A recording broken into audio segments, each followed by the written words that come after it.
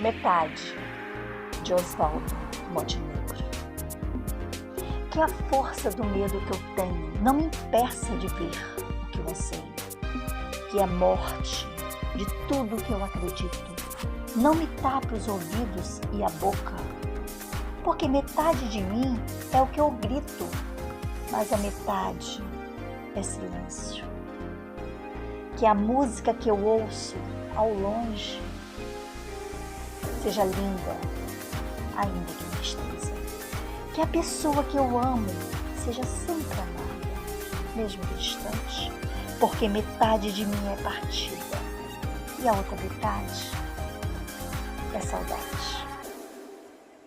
Que as palavras que eu falo não sejam ouvidas como prece e nem repetidas com fervor, apenas respeitada como a única coisa que resta a uma mulher inundada de sentimentos, porque metade de mim é o que eu ouço e a outra metade o que calo.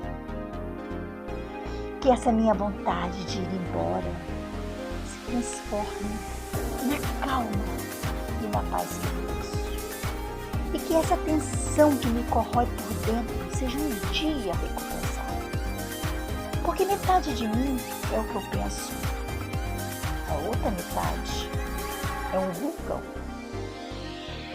Que o medo da solidão se afaste.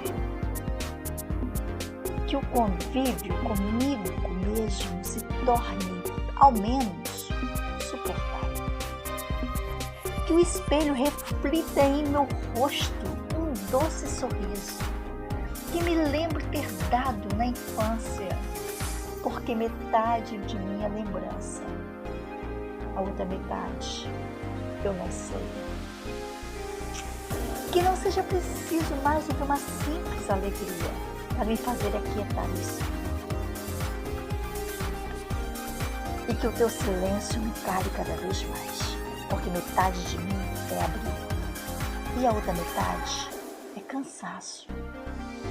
Que a arte nos aponte uma resposta, mesmo que não seja sábia.